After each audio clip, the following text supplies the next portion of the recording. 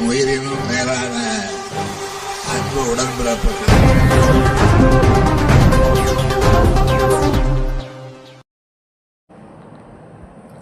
பூந்தமல்லியில் முதல்வர் மு.க.ஸ்டாலின் பிறந்தநாள் விழா.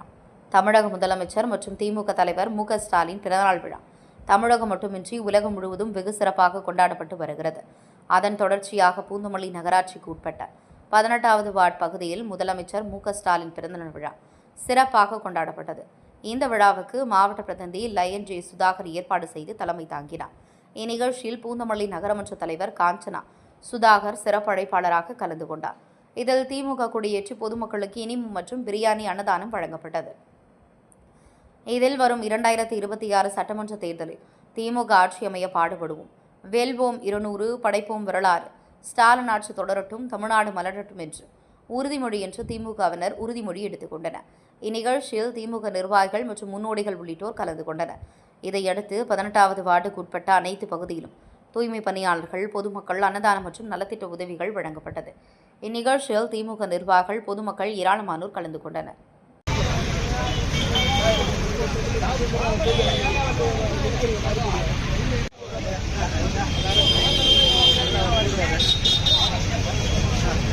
பாருங்க